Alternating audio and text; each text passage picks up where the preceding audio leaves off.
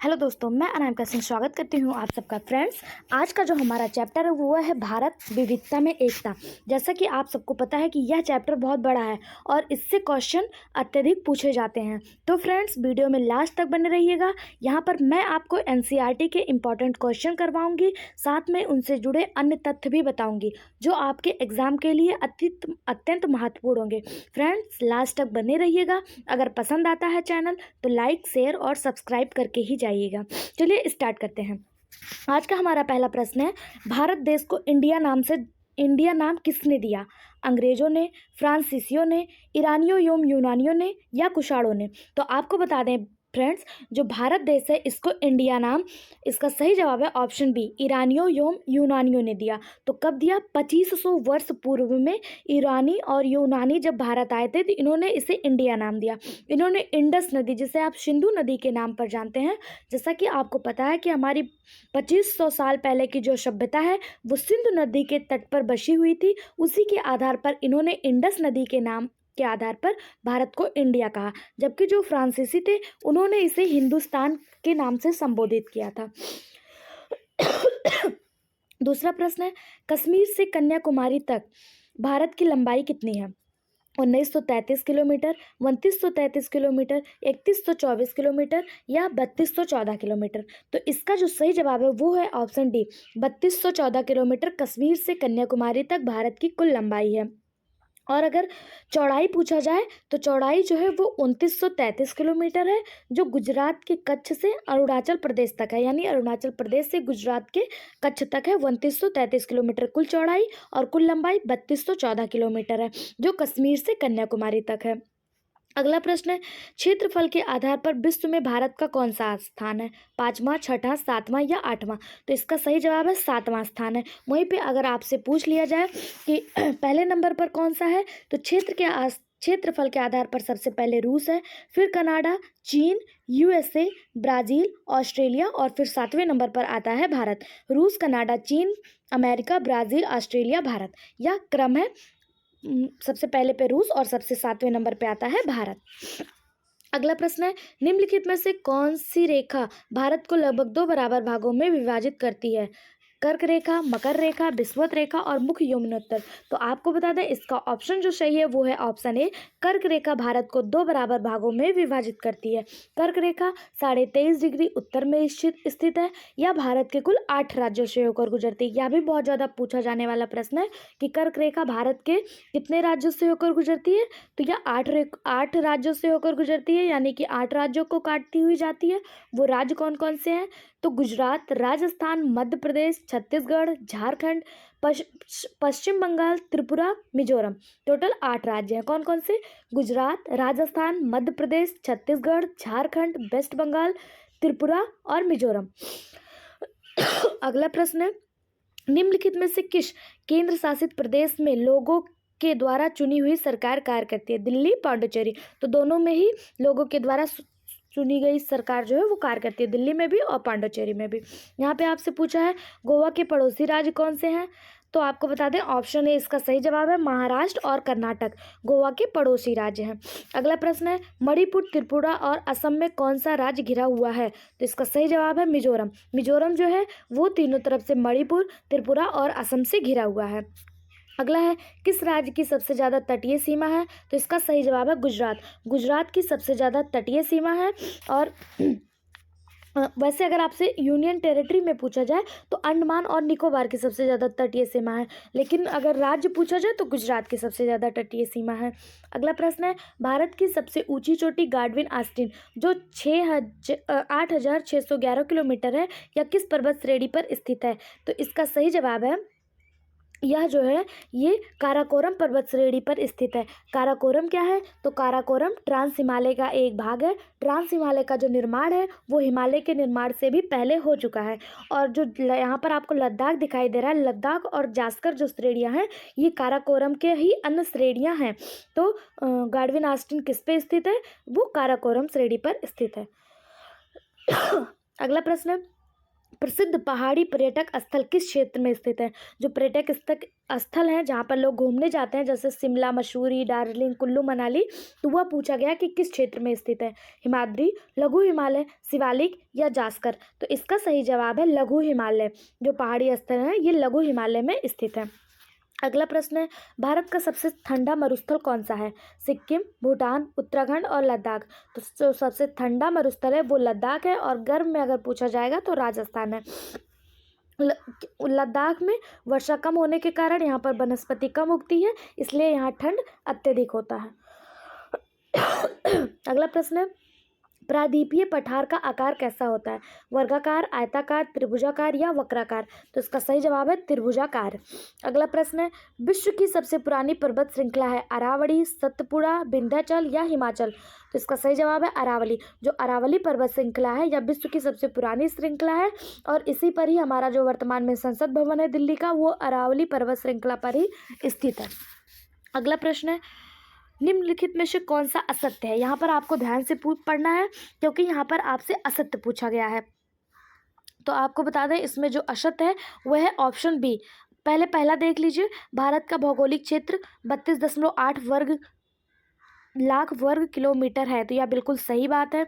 अगला दिया, भारत पश्चिम में बंगाल की खाड़ी से घिरा हुआ, यह गलत है, क्योंकि भारत जो पश्चिम में है वो अरेबियन सी से घिरा हुआ है, जबकि पूर्वी भाग उसका बंगाल की खाड़ी से घिरा हुआ है। अगर यहाँ पर पश्चिम की जगह पूर्वी दिया होता तब बंगाल की खाड़ी सही होता। पश्चिम में भारत के अरेबियन सी है, यानी कि अरब सागर है। अगला है, भारत का मानक समय 821/2 डिग्री पूर्वी देशांतर रेखा है, तो सही है, या उपयुक्त में से कोई नहीं? तो इसमें दूसरा जो है वो गलत दिया है। अगला प्रश्न है, कर्क रेखा भारत के कितने राज्यों से होकर गुजरती है? तो अभी हमने आपको बताया कि कर्क रेखा भारत के 8 राज्यों से होकर गुजरती है। वो राज्य कौन कौन से हैं? वो राज्य गुजरात, राजस्थान, मध्य प्रदेश, छत्तीसगढ़, झारखंड, वेस्ट बंगाल, त्रिपुरा और मिजोरम, ये 8 राज्य हैं। अगला है, निम्नलिखित में से सही सम्मिलित कीजिए, यानी कि इसको मिलान करना है। तो नहीं, यहाँ पर आपसे पूछा है कि कौन सा सही मिलान है, तो आपको बता दें जो ऑप्शन ए है, पाक जल संधि यानी पाक जल डमरू मध्य, या भारत और श्रीलंका के बीच में स्थित है, या बिल्कुल सही है। पाक जल डमरू मध्य भारत और श्रीलंका के बीच में स्थित है। बाकी यहाँ पर जो देशांतरीय विस्तार दिया है, देशांतरीय विस्तार में आपको बता दें कि जो भारत का देशांतरीय विस्तार है वो 68 डिग्री 7 मिनट से लेकर 97 डिग्री 25 मिनट देशांतरीय विस्तार है। अगर वहीं पर आपसे यहाँ पे अक्षांशीय विस्तार पूछा होता तब ये आपका सही था कि 8 डिग्री 4 मिनट उत्तर में, उत्तर से 37 डिग्री 6 मिनट उत्तर तक अक्षांशीय विस्तार है, जबकि 68 डिग्री 7 मिनट से लेकर 97 डिग्री 25 मिनट देशांतरीय विस्तार है। अगला जो आपको दिया, कुल सीमा, भारत की जो कुल सीमा है वो है 7,516.6 किलोमीटर है। जो ये आपको जो दिया है 15,200 किलोमीटर, ये आपका ज़मीनी सीमा है। ज़मीनी सीमा कितना है? 15,200 किलोमीटर। और जो मैंने आपको बताया 7,516 किलोमीटर, ये आपका जलीय सीमा है। तो कुल सीमा दोनों को ऐड कर लीजिए, कुल सीमा निकल आएगी। अगला है, सबसे ज़्यादा जो सीमा साझा करता है भारत, वो अफगानिस्तान से ना करके बांग्लादेश से सीमा साझा करता है। सबसे लंबा सीमा वो है 4,096.7 किलोमीटर तक का बांग्लादेश से। अफगानिस्तान से सबसे छोटा सीमा साझा करता है, कितना? 108 मीटर। 108 मीटर ही सीमा अफगानिस्तान से भारत साझा करता है। अगला प्रश्न आपसे पूछा है, निम्नलिखित में से कौन सी नदी पश्चिम की तरफ बहती है? गंगा, यमुना, तापी, कावेरी? तो इसका सही जवाब है तापी नदी। तापी नदी जो है वो पश्चिम की तरफ बहती है।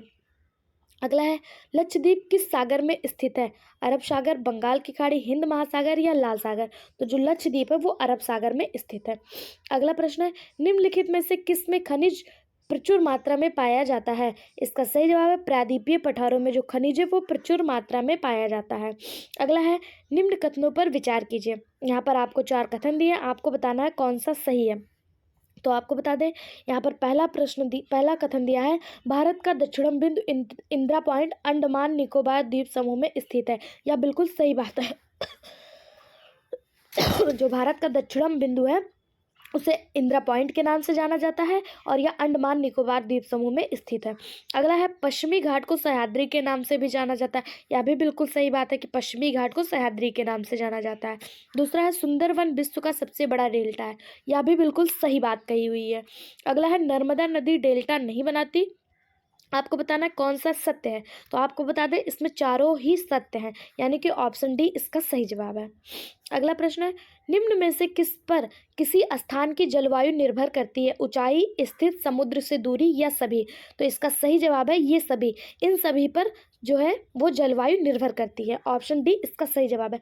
फ्रेंड्स, इस चैप्टर को मैं विस्तार से आपको सॉल्व कराऊंगी। इसके सारे इंपॉर्टेंट क्वेश्चन मैं अभी करा रही हूँ, फिर मैं आपको वन लाइनर वे में भी इसको सॉल्व कराऊंगी। तो हमारे चैनल से जुड़े रहिएगा, सब्सक्राइब कर लीजिएगा और बेल आइकन पर क्लिक कर लीजिएगा, जिससे आपको नोटिफिकेशन मिलता रहे। अगला प्रश्न है किन राज्यों में लौटते हुए मानसून से वर्षा होती है। आंध्र प्रदेश, तमिलनाडु, केरल, कर्नाटक, गुजरात, मध्य प्रदेश या बिहार पश्चिम। तो इसका सही जवाब है आंध्र प्रदेश और तमिलनाडु से लौटते हुए जब मानसून लौटते हैं तो वर्षा होती है। अगला प्रश्न है सुंदरवन डेल्टा का मुख्य वृक्ष है। तो आपको बता दें जो सुंदरवन डेल्टा है उसका मुख्य वृक्ष सुंदरी है और इसी के नाम पर ही इसका नाम सुंदरवन रखा गया था। सुंदरवन भारत का ही नहीं विश्व का सबसे बड़ा डेल्टा बनाता है। अगला प्रश्न है सुंदरवन के बारे में अगर बता दें आपको तो ये वन दलदलीय क्षेत्रों में पाए जाते हैं और ये विश्व के सबसे बड़ा डेल्टा है। अगला प्रश्न है निम्नलिखित में से कौन सा राष्ट्रीय प्रतीक अशोक के लाट स्तंभ से लिया गया है। तो फ्रेंड्स इसका सही जवाब है राष्ट्रीय चिन्ह, ऑप्शन बी। जो राष्ट्रीय चिन्ह है वो अशोक के लाट स्तंभ से लिया गया है। ये 26 जनवरी 1950 को लिया गया था। अगला प्रश्न है निम्नलिखित में से कौन सा सही सुमेलित नहीं है। तो देखिए राष्ट्रीय पक्षी, भारत का राष्ट्रीय पक्षी मोर है, सबको पता है। राष्ट्रीय पशु शेर ना होकर के क्या है, बाघ है। भारत का राष्ट्रीय पशु क्या है, बाघ है। राष्ट्रीय जलीय जीव शुशु, शुशु को ही अंधी डॉल्फिन भी कहते हैं, तो यह बिल्कुल सही है। इसे आप गंगा डॉल्फिन या अंधी डॉल्फिन के नाम से जानते हैं। यह भारत का राष्ट्रीय जलीय जीव है। अगला है राष्ट्रीय फल आम, यह भी बिल्कुल सही। तो यहाँ पर राष्ट्रीय पशु शेर ना होकर के क्या है, बाघ है। ऑप्शन बी इसका सही जवाब है। अगला है जनसंख्या के आधार पर विश्व में भारत का कौन सा स्थान है। तो जनसंख्या के जनसंख्या के आधार पर भारत विश्व में दूसरे नंबर पर है। कुछ दिन में पहले भी नंबर पर आ जाएगा। अगला प्रश्न है पहले नंबर पर कौन है, इस समय चाइना है और हम लोग चाइना को भी पीछे करने में देरी नहीं करेंगे, हम लोग पहले नंबर पर बहुत जल्द ही आने वाले हैं। अगला प्रश्न है भारत का जनसंख्या घनत्व क्या है। तो आपको बता दें भारत का जो जनसंख्या घनत्व है वो है 382 व्यक्ति प्रति वर्ग किलोमीटर भारत की जनसंख्या घनत्व है। अगला प्रश्न आपको यहाँ पर सुमेलित करना है कि कौन सा राज्य यहाँ पर सर्वाधिक जनसंख्या वाला राज्य कौन सा है। तो आपको बता दें सर्वाधिक जनसंख्या वाला राज्य उत्तर प्रदेश है।